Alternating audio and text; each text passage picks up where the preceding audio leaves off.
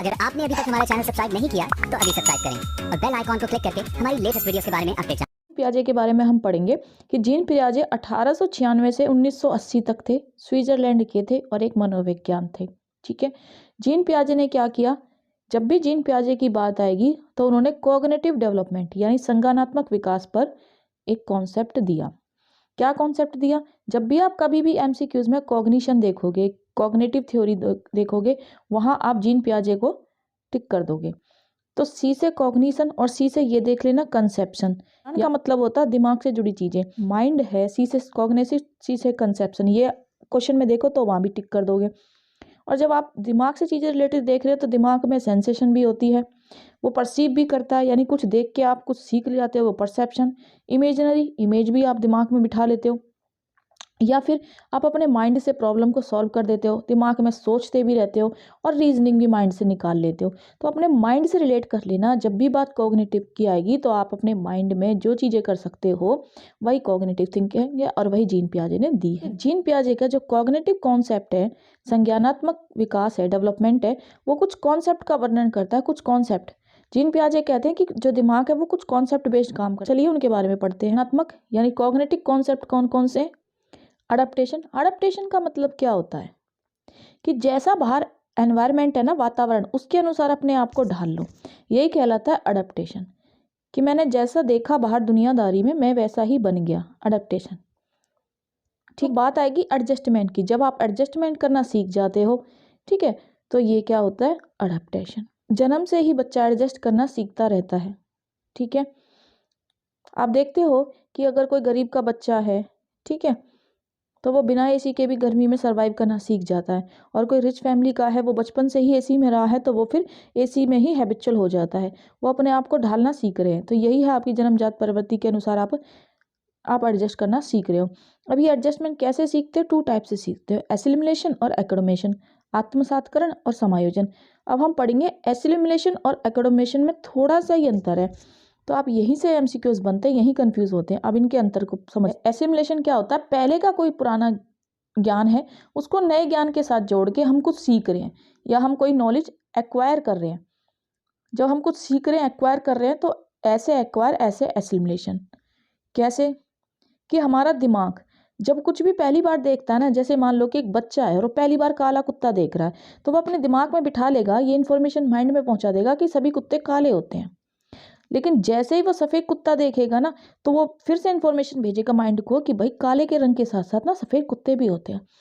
अब बच्चे को पहला ज्ञान पता है कि काला कुत्ता होता है, नया ज्ञान कि सफ़ेद भी होता है, दोनों को जोड़ रहा है। ठीक है, देखो भाई, कंप्यूटर के पार्ट को भी तो हम असेंबल करते हैं, कीबोर्ड ले लेते हैं, मॉनिटर ले लेते हैं, ठीक है, और माउस ले लेते हैं, तो असेंबल करके कंप्यूटर बना देते हैं। वैसे ही बच्चा अपनी ली हुई पहली इन्फॉर्मेशन को, पहले पुरानी इन्फॉर्मेशन को नई इन्फॉर्मेशन के साथ असेंबल कर देता है, जोड़ देता है, तो एसिमिलेशन बन जाता है। यानी वो ये समझा रहा अपने माइंड को, भाई काले कुत्ते भी होते हैं और सफ़ेद भी होते हैं। पुराना ज्ञान नए ज्ञान से जोड़ रहा है, यही एसिमिलेशन कहलाता है। अब एकोडोमेशन। एकोडोमेशन और एसिमिलेशन में थोड़ा सा ही अंतर है। एसिमिलेशन में आपने पुराने ज्ञान को नए ज्ञान से जोड़ दिया, जोड़ना, वहाँ पे आप प्लस करना सीख रहे हो।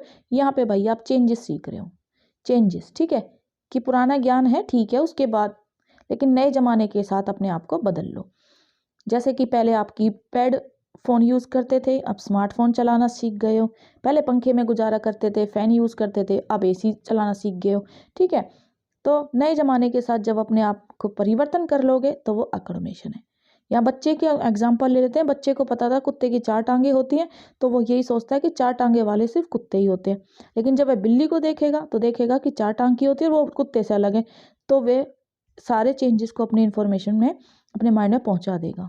तो यही होता है एकोमोडेशन, कि चेंजेस भी होते हैं लाइफ में और उन चेंजेस को भी माइंड को एक्सेप्ट करना होता है, दैट इज कॉल्ड एकोमोडेशन। तो याद रखने की ट्रिक बताती हूँ। एसिमिलेशन में एस आ रहा, एस फॉर सम, सम मतलब जोड़ना, पुराने ज्ञान को नए ज्ञान से जोड़ना। एकोमोडेशन, एकोमोडेशन में सी आ रहा, सी फॉर चेंज, चेंज मतलब कि अनुसार, जैसी परिस्थिति है, एनवायरनमेंट है, उसके अनुसार अपने आपको चेंज कर ले। स्कीमा, स्कीमा क्या होता है? स्कीमा होता है कि आप अपनी नॉलेज को ना किस तरह से बोल सकते हैं, हमारे पास जो नॉलेज है उसको हम कैसे दिखा सकते हैं, कैसे शो कर सकते हैं लोगों को। S for schema, S for show याद रखना। शो मतलब देखो कि मान लो कि हमारी लाइफ में कोई सिचुएशन आई है तो हम रिएक्ट कैसे कर रहे हैं, ठीक है। जैसे पुराने ज़माने के पेरेंट्स हैं, वो अगर कुछ बच्चे नहीं पढ़े या कुछ नुकसान कर दे तो बड़ा रोना धोना करते हैं, बहुत ज़्यादा शोर मचाते हैं, ओवर रिएक्ट कर देते हैं। लेकिन नए ज़माने के पेरेंट्स कहते हैं कोई बात नहीं, बच्चा है, बच्चों से गलतियाँ होती हैं। तो आपका रिएक्शन है ना, जो वही स्कीमा है कि हर पर्सन के पास ना अपनी अपनी नॉलेज है, वो सिचुएशन के अकॉर्डिंग अपने अपने बिहेवियर के अकॉर्डिंग रिएक्ट करता है। तो यही स्कीमा है। साम्य धारण या इक्विलिब्रियम। इक्विलिब्रियम में क्या है, मैंने बताया सबसे पहले बच्चा क्या करता है, नॉलेज को एक्वायर करता है, एसिमिलेशन करता है, और उसके बाद एसिमिलेशन के बाद बच्चा क्या कर रहा था, एक्रोमेशन कर रहा था। हिंदी में कहूँ तो बच्चा पहले ज्ञान को आत्मसात कर रहा था, ठीक है, और फिर उसके बाद बच्चा ज्ञान को क्या कर रहा था, समायोजन कर रहा था। तो इन दोनों मेथड में जब बैलेंस करना, इक्वल करना, यहाँ भी इक्वल है आपका वेट, यहाँ भी इक्वल है, इक्वलाइजेशन करना, यही इक्वलाइजेशन कहलाता है। कि बच्चे ने पुराना कुछ नया सीख रहा है, ठीक है, कुछ नया सीख रहा है बच्चा, तो पहले जो उसने सीखा, जोड़ जोड़ के सीखा, यानी एसिमिलेशन करा, ठीक है, फिर उसने एक्रोमेशन करा, चेंजेस को भी अपनाया। अब दोनों को ना, इसको ज़्यादा लें या इसको ज़्यादा लें, एक तराजू देखिए, दोनों जगह आप बराबर करना चाहते हो, तो दोनों को वो इक्वल कर रहा है कि मैं नया सीख रहा हूँ, उसके लिए बैलेंस बना के रख रहा हूँ, इक्विलिब्रियम कर रहा हूँ, जिससे कि मेरे मेंटल जो संतुलन है वो बना रहे, ठीक है। कुछ नया सीखने के लिए दोनों मेथड को यूज़ कर रहा है, बस इतना याद रखना। संज्ञानात्मक संरचना, कॉग्निटिव स्ट्रक्चर, कॉन्सेप्ट डाल रहा है या दिमाग की नॉलेज को बढ़ा रहा है ना, तो कॉग्निटिव स्ट्रक्चर है, वो अपने मेंटली कैपेसिटी को बढ़ा रहा है बस। तो फिर मेंटल ऑपरेशन क्या है, मानसिक सक्रिय। मेंटल मतलब माइंड में कोई ऑपरेशन चलना, ऑपरेशन मतलब जब माइंड में कुछ थिंकिंग चल रही है ना, कुछ सोच रहे हो। अच्छा, आप भी तो सोचते हो कि वीएस का एग्ज़ाम कैसे क्रैक करेंगे, कितनी तैयारी करें, कौन सी यूट्यूब वीडियो देखें, क्या करें, ये सब सोचना ही आपका काम, कम करना और सोचना ज़्यादा। तो ये जो चिंतन होता है ना, यही मेंटल ऑपरेशन होता है। देखो, थिंकिंग के बाद नेक्स्ट है आपका स्कीम्स। स्कीम्स मतलब किसी काम को करने के पास हमारे पास बहुत सारे ऑप्शन हैं, किस काम को हम करें वही चूज़ करना हमारे पास स्कीम्स है। जैसे कि बच्चे के पास एमसीक्यूज करता है तो बहुत सारे ऑप्शन है, आपके पास भी केवीएस पढ़ने के लिए बहुत सारे ऑप्शन है, यूट्यूब है, ठीक है, बुक्स हैं, कोचिंग है, तो आपकी मर्जी, आप कुछ भी चूज़ करो। तो ये आपकी स्कीम्स कहलाती है, स्कीम्स। अब डिसेंट्रलाइजेशन, डिसेंट्रलाइजेशन का मतलब है इस तरह से फैलना। ये कोई चीज़ है, कोई पावर है, किसी व्यक्ति ने अपनी पावर दूसरों तक पहुंचा दी, तो ये डिसेंट्रलाइजेशन। तो ये कॉमर्स में मीनिंग निकलता है, मैनेजमेंट में। अब आपसे यहाँ क्या पूछ रहा है, वो कह रहा है डिसेंट्रलाइजेशन बच्चा कैसे कर रहा है। बच्चे के पास बहुत सारे ऑप्शन हैं जिनके बारे में वो सोच रहा है, बस उसमें से ना वो एक ऑप्शन को ही चुन रहा है। तो यही उसका डिसेंट्रलाइजेशन है कि इतने सारे ऑप्शनों में से उसने क्या निकाल लिया, एक ही ऑप्शन को निकाला। ऑप्शन का पास होना स्कीम्स है। ऑप्शन जब आपके पास आए तो वो स्कीम्स है, कंफ्यूज मत होना। सारे ऑप्शन आपके पास है ना, तो ये स्कीम्स है, और उनमें से फिर एक को निकाल लेना, मेरे को ये पसंद है, तो ये डिसेंट्रलाइजेशन है, ठीक है। तो कंफ्यूज मत होना। क्वेश्चन यहाँ से बनते हैं, संज्ञानात्मक विकास की अवस्थाएं, स्टेजेस ऑफ कॉग्निटिव डेवलपमेंट। जो पियाजे हैं ना, जिन्होंने हमारे दिमाग के कॉन्सेप्टों के बारे में बताया, माइंड के कॉन्सेप्ट, तो उन्होंने उनको 4 भागों में बांट दिया। पहले तो क्वेश्चन यही आ जाएगा, how many types of cognitive concept, कितने टाइप्स के हैं, तो आंसर लिख देना 4 होते हैं। दूसरा क्वेश्चन ये आ जाएगी, कौन कौन से होते हैं। तो देखिए, हिंदी में आप पढ़ सकते हैं, संवेदी प्रेरक, इंग्लिश में मैं बोल देती हूँ सेंसरी मोटर, 0 से 2 वर्ष की आयु के लिए। पूर्व संक्रियात्मक अवस्था, प्री ऑपरेशनल स्टेज 2 से 7 वर्ष के लिए। पूर्व संक्रियात्मक अवस्था, कॉन्क्रीट ऑपरेशन स्टेज 7 से 11, और औपचारिक अमूर्त संक्रियात्मक अवस्था, फॉर्मल ऑपरेशन, यानी 11 से 15। ये क्वेश्चन यहाँ से बहुत सारे बन जाएंगे। पहले तो कितने पार्ट होते हैं, 4 भाग में डिवाइड किया कॉग्निटिव को। फिर उसके बाद ये पूछ लेते हैं कि ये सेंसरी मोटर क्या होता है, किस एज में होता है, एक क्वेश्चन यहाँ से बन गया। प्री ऑपरेशनल स्टेज क्या होता है, किस एज में होता है, कॉन्क्रीट ऑपरेशन क्या है, किस एज में, और फॉर्मल ऑपरेशन, इनके बारे में पढ़ते हैं। चलो, संवेदी प्रेरक अवस्था यानी सेंसरी मोटर स्टेज, पहले तो ये किस एज में होती है, 0 से 2 वर्ष में होती है। अब इसमें बच्चा क्या करता है, बच्चा कोई भी चीज़ है ना, तो अपने सेंसर्स को यूज़ करके फील कर रहा है, कानों से सुन रहा है, कुछ फील कर रहा है आवाज़। आप बच्चे को बोल के देखो, 0 से 2 साल के, उसी तरफ देखने लगेगा।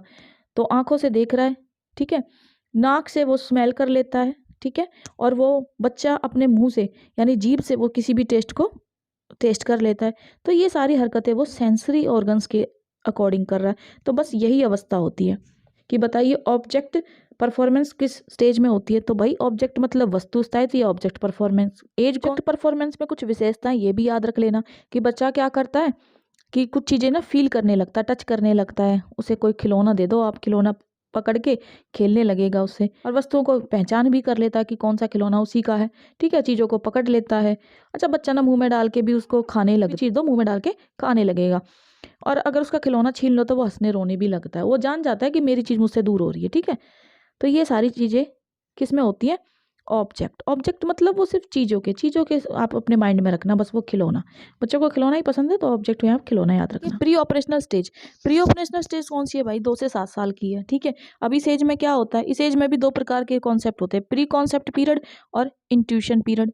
अब ये प्री कॉन्सेप्ट पीरियड क्या होता है? प्राक संप्रत्यात्मक अवधि, यानी 2 से 4 साल में इसमें बच्चा क्या करता है कि कोई वस्तु हो गई, कोई शब्द हो गई, कोई पिक्चर होगी, उसे अपने दिमाग में सोचने लगता, डेवलप कर ले। इंट्यूटिव पीरियड क्या होता है? इंट्यूटिव पीरियड में क्या करता है बच्चा? जोड़ना, घटाना, गुना भाग करना सीखता है। आप उसे स्कूल भेज रहे हो, याद रखना 2 से 7 साल का बच्चा है तो नर्सरी में वो क्या क्या सीखेगा? ANR ABCD यही सब सीखेगा। तो ये इंट्यूशन पीरियड है उसका। मूर्त संक्रियात्मक या कॉन्क्रीट ऑपरेशनल स्टेज, यहाँ से क्वेश्चन बहुत बनते हैं।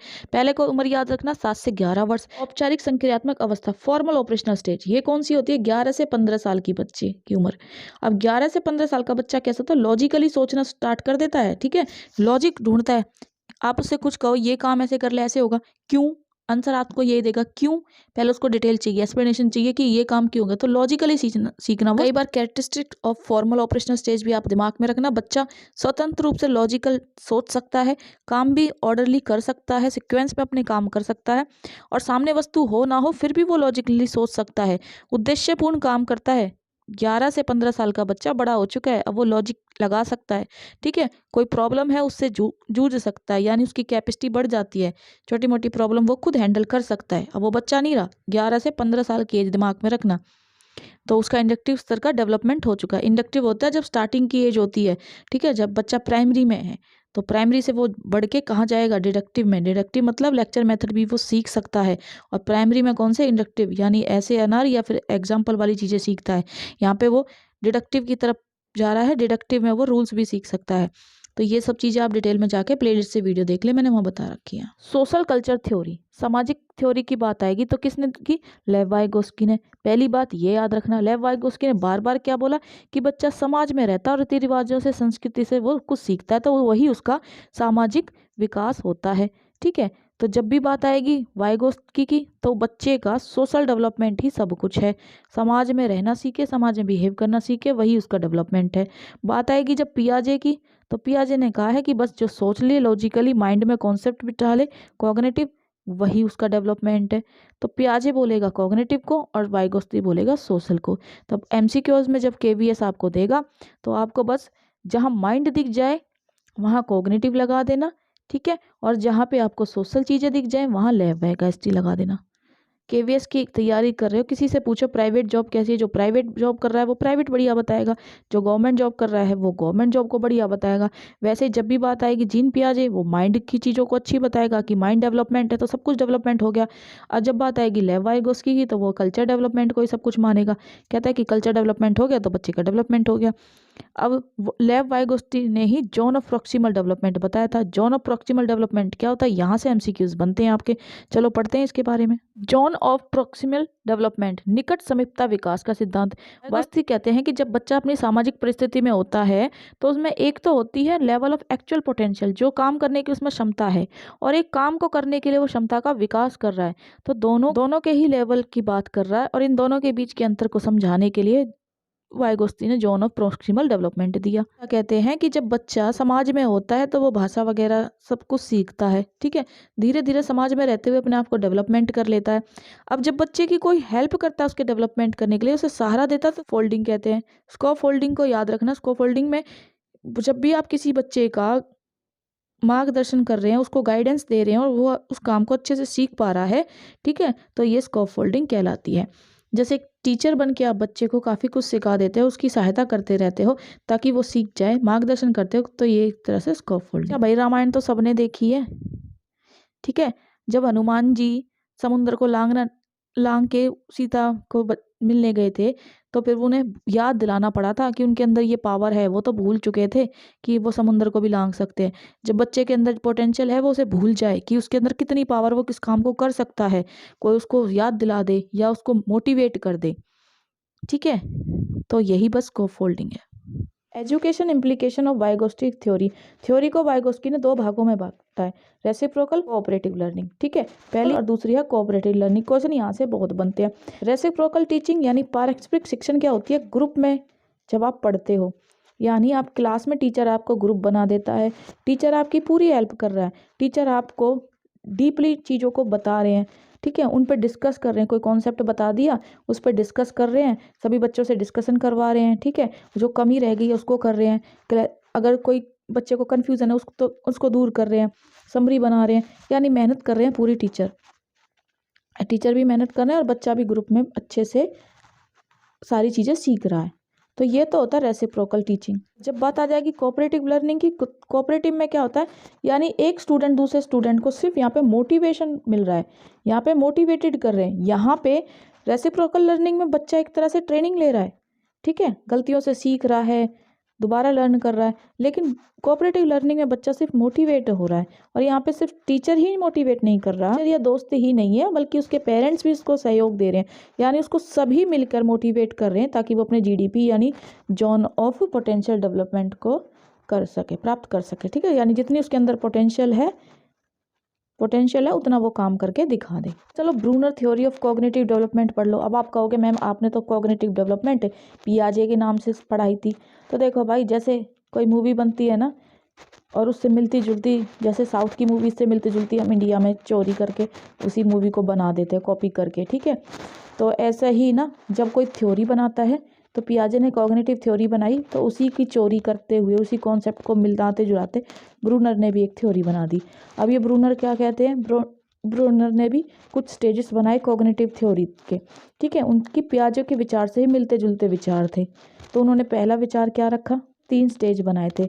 पियाजे ने 4 बनाए थे, लेकिन ब्रूनर ने 3 बनाए थे। ब्रूनर ने कौन से बनाए? पहला इनेक्टिव स्टेज। इनेक्टिव स्टेज उन्होंने क्या कहा कि जब बच्चा अपने सेंसेशन से सीखता है, देखो ये भी पियाजे की कॉपी है, तो पियाजे ने भी सेंसरी मोड, तो ब्रूनो ने भी कहा कि बच्चा अपने सेंसेशन से सीखता है। कैसे सीखता है? कि दूध की बोतल पकड़ा दो, वो मुंह चलाना सीख जाता है। ठीक है, तो ये वो अनुभूति करता है कि हाँ मुझे भूख लग रही है और इसी बोतल से मुझे सेटिस्फेक्शन मिलेगा, मेरी भूख शांत होगी। दूसरे स्टेज में देखिए, आइकॉनिक स्टेज, नाम बदल दिया है वही, कि इसमें बच्चा अपने अंदर कुछ विजुअलाइजेशन करता है।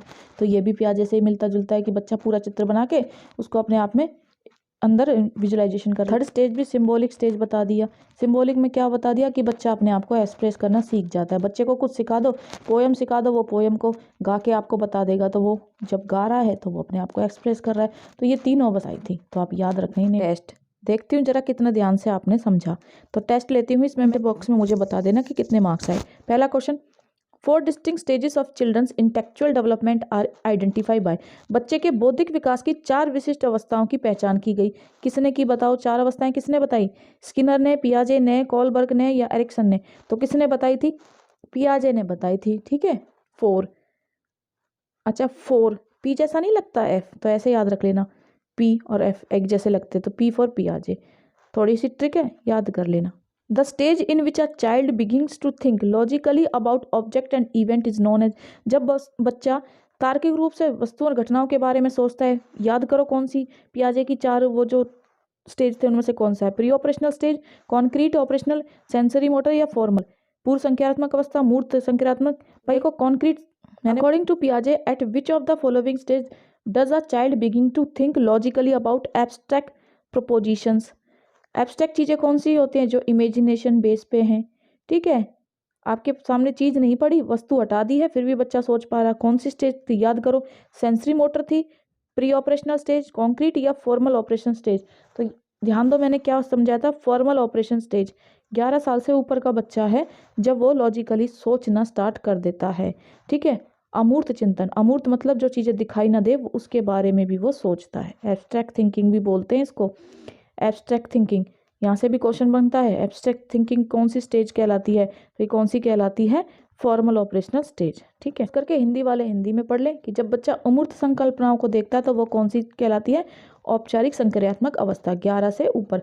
आ से अमूर्त, आ से औपचारिक। याद रखने की ट्रिक है, आ से अमूर्त, आ से औपचारिक।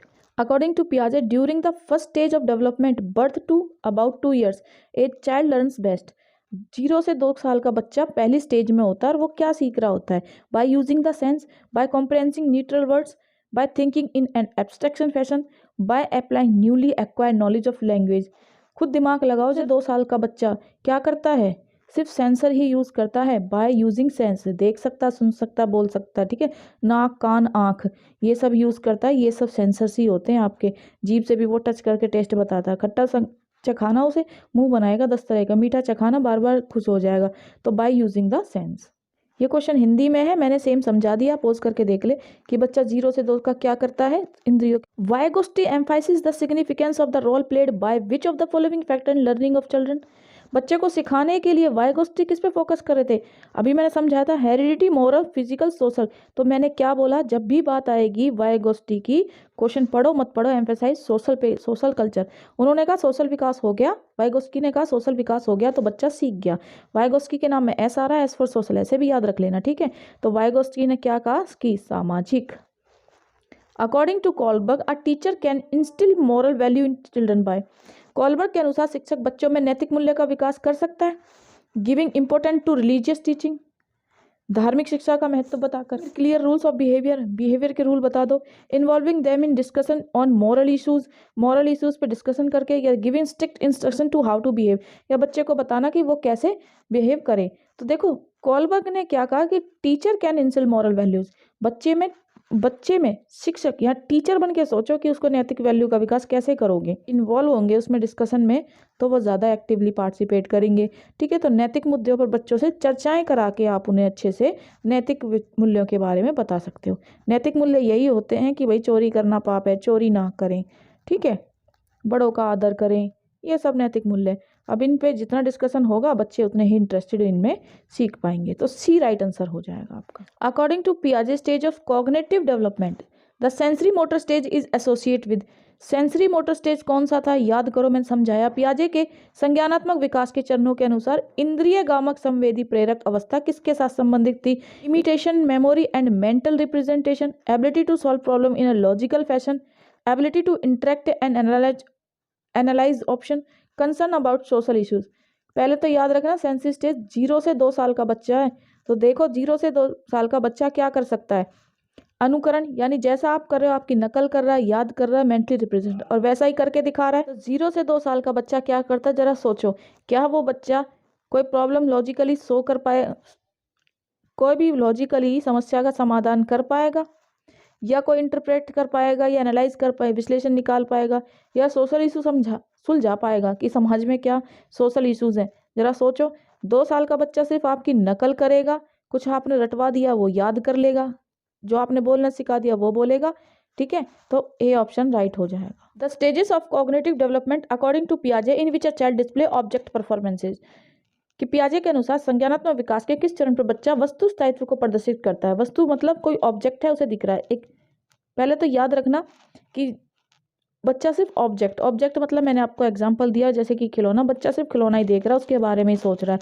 आप खिलौना जिस तरफ दिखा रहे हो उस तरफ देख रहा है, खिलौना छीन लेता है वो रोने लगता है, ठीक है। तो उसका पूरा ध्यान उसी पर है। तो जब भी बात आएगी ऑब्जेक्ट परफॉर्मेंस की, तो क्या करोगे? सेंसरी मोटर, ऑपरेशनल स्टेज, या कॉन्क्रीट, या फॉर्मल? तो देखो सेंसरी मोटर मतलब 0 से 2 साल का बच्चा है और वो खिलौने से ही खेल रहा है, ठीक है। जो भी चीज़ आप उसे दे रहे हो उससे ही वो एंजॉय कर रहा है।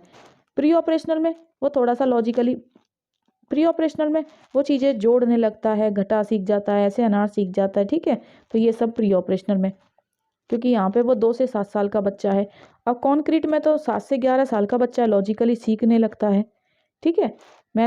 मैथ्स में भी कुछ क्वेश्चन करने लगता है, थोड़ी बहुत रीजनिंग भी करने लगता है।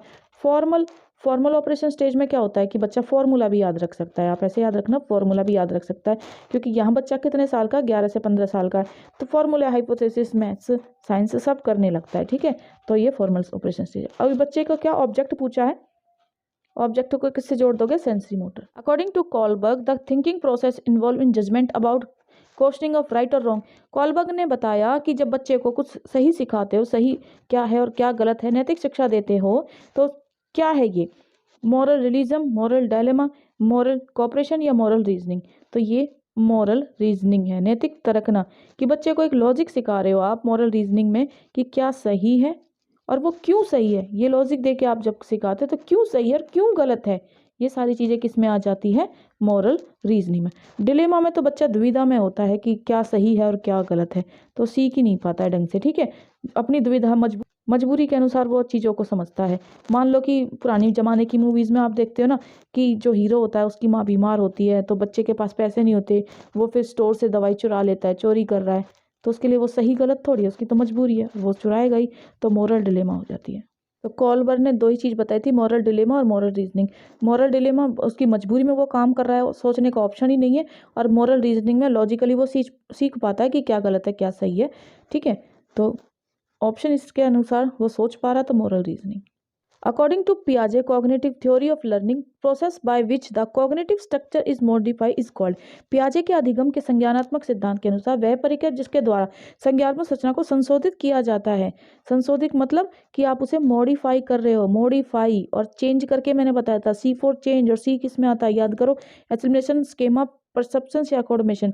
तो मैंने क्या बताया था, अकोमोडेशन, अकोमोडेशन में C आ रहा है, और C4 चेंज, जब चेंज को भी आप एक्सेप्ट कर लेते हो, बदलते वातावरण के अनुसार अपने आप को बदल लेते हो, ठीक है, बदल पा रहे हो, मॉडिफाई कर पा रहे हो, तो ये सब किस में है, अकोमोडेशन में।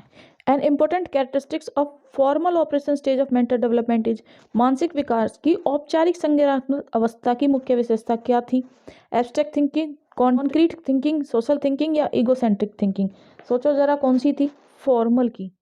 फॉर्मल में बच्चा फॉर्मूले भी याद कर सकता है, अब फॉर्मूले से दिखाई तो देते नहीं है, ऐसे याद रख लेना, साइंस के काम भी कर सकता है, हाइपोथेसिस भी लर्न कर सकता है, और हाइपोथेसिस जो साइंस में होती है वो तो अजम्पशंस होती हैं, इमेजिनेशन बेस्ड होती हैं, तो ये एब्स्ट्रैक्ट थिंकिंग है, यानी बच्चे को जो चीज़ें नहीं दिखाई दे रही, अमूर्त चिंतन, वो भी कर सकता है, और ये किस में कर सकता है, ये फॉर्मल ऑपरेशन स्टेज में कर सकता है, एब्स्ट्रैक्ट थिंकिंग, राइट आंसर।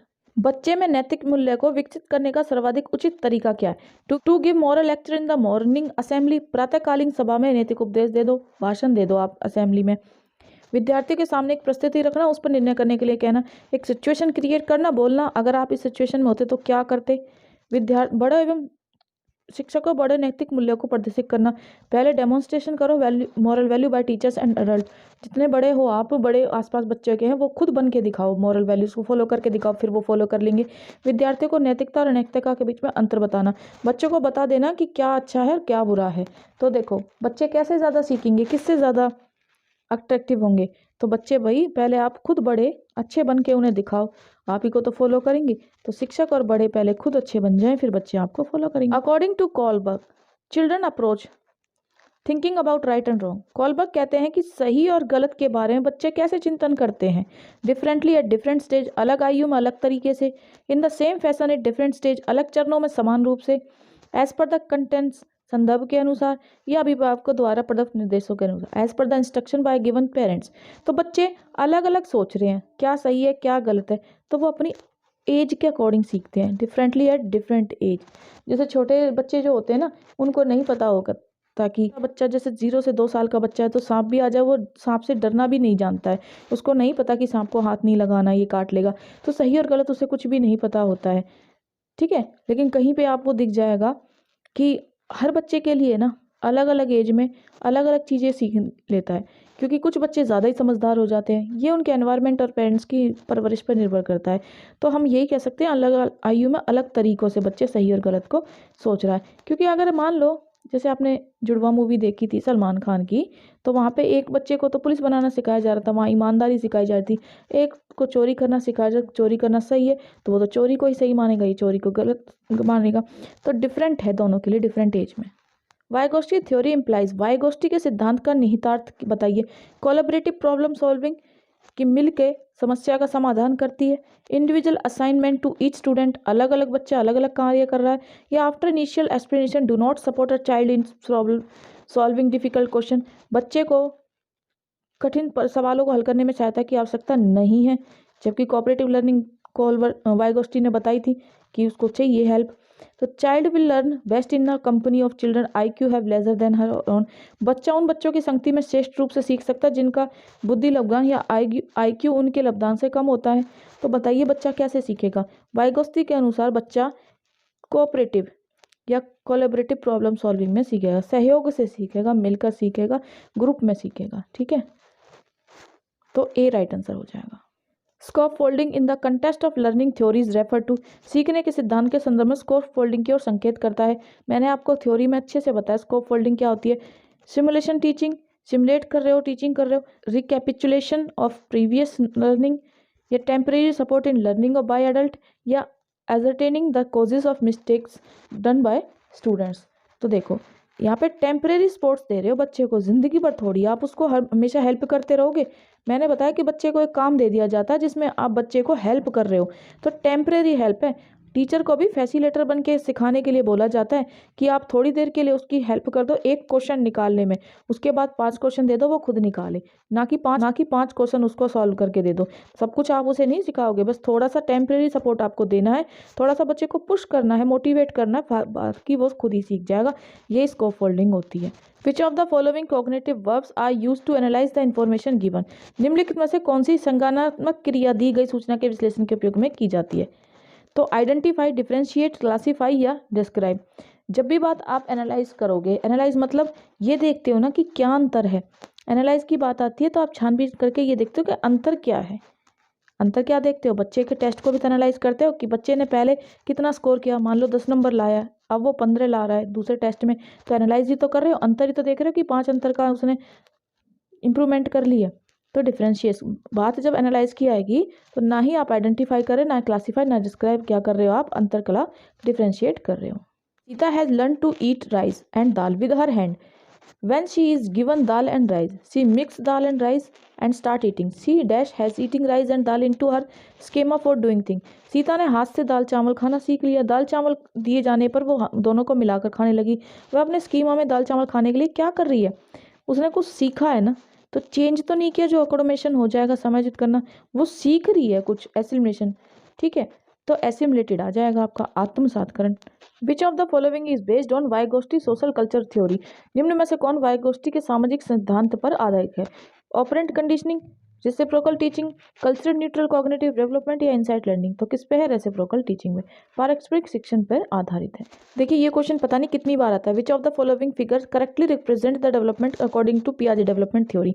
पियाजे के विकासात्मक सिद्धांत के बारे में चित्र देख के बताइए उन्होंने कौन सा चित्र सेलेक्ट किया था डेवलपमेंट के लिए, ये। तो देखिए पियाजे के अनुसार डेवलपमेंट इस तरह से होता है, यानी आप पहली स्टेज में ऐसे होते हो, फिर दूसरी स्टेज में थोड़ा बढ़ जाता है, तीसरी स्टेज में ऐसे और चौथे में ऐसे ऊपर की तरफ जाता हुआ। तो बच्चे इसमें और इसमें कंफ्यूज ना हो। ठीक है, तो पियाजे ने स्टेप बाय स्टेप बोला है इस तरह से।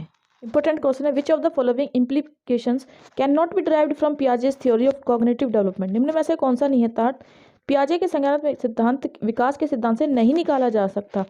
Sensitivity to children's readiness to learn, sensitivity तो उन्होंने बताया था। ठीक है, पियाजे ने बताई थी सेंसिटिव, तो पहला तो ठीक है, क्वेश्चन नहीं पूछ रहा है कौन सा नहीं निकाला जा सकता। दूसरा देखिए acceptance of individual differences, difference की भी बात की थी। ठीक है, कि व्यक्तिगत भेदों की स्वीकार करता है। डिस्कवरी लर्निंग, बच्चा खोजपूर्ण भी करता है। ठीक है, चीज़ें खोज के निकालता है। नीड ऑफ वर्बल टीचिंग, बच्चे को शब्दों में सिखाना, ये पियाजे ने नहीं बताया। ठीक है, तो डी आपका राइट आंसर हो जाए। Of the following is a characteristics of Kohlberg stages of moral development. निम्न में से कौन सा कोलबर्ग के नीति सिद्धांतों के चरणों का लक्षण है। स्टेप्स कौन से थे, वेरिएबल सीक्वेंस ऑफ स्टेज नहीं, चरणों का परिवर्तनशील अनुक्रम नहीं, stages are isolated response and not general pattern, विभिन्न चरण अलग अलग प्रत्युत्तर थे ना कि सामान्य प्रतिमान, ये भी नहीं है। Stages process in a non hierarchy manner, विभिन्न चरण एक गैर पादानुक्रम रूप से आगे की ओर बढ़ते हैं, ये भी नहीं है। तो देखिए क्या है, universal sequence of stage across all culture. जब मैंने बताया था कि कोलबर्ग ने जो स्टेजेस बताए थे, कोलबर्ग के मोरल स्टेजेस में क्या बताया है कि सभी संस्कृतियों से संबंधित चरणों की सार्वभौमिक श्रृंखला, यानी जो यूनिवर्सल क्या होता है, हर जगह पर सार्वभौमिक मतलब चाहे इंडिया हो, चाहे जापान हो, चाहे अमेरिका हो, सार्वभौमिक हर जगह अप्लीकेबल। तो sequence of stages across all culture, sequence जो स्टेजेस के थे वो बच्चे में हर जगह एक ही जैसे पाएंगे, चाहे कल्चर कैसा भी हो।